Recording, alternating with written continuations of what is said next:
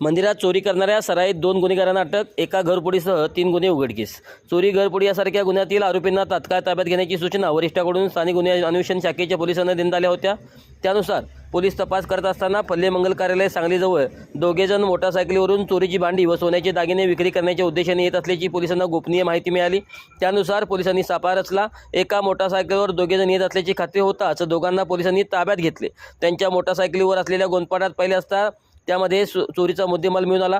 पोलिसांनी त्या दोघांना ताब्यात घेतले। अक्षय अर्जुन मोरे राहणार गोंदिलवाडी आमनापूर आणि संभाजी राजाराम जाधव राहणार विकास कारखाना पलूस असे दोघांना अटक केल्याची नावे आहेत। त्यांच्याकडून सुमारे 17,06,346 मुद्देमाल पोलिसांनी जप्त केला आहे। त्याबाबत माहिती विचारली असता सांगलीतील राम मंदिर चौकातील बंद घरात घरफोडी करून आणि 1 महिन्यापूर्वी शिरो आणि रत्नागिरी शहरातील मंदिरात चोरी करून सोन्याचे दागिने, चांदीची भांडी, पितळेची व तांब्याची वस्तू चोरी केल्याची कबुली दिली। त्यानुसार वरील दोघांनाही स्थानिक गुन्हे अन्वेषणच्या पोलिसांनी अटक केली आहे। सदरची कारवाई पोलीस अधीक्षक संदीप घुगे, अप्पर पोलीस अधीक्षक कल्पना बारोकर, स्थानिक गुन्हे अन्वेषण व पोलीस निरीक्षक संजीव कुमार जाडे यांच्या मार्गदर्शनाखाली सहाय्यक पोलीस निरीक्षक सिकंदर वर्धन यांच्या पथकाने केले आहे।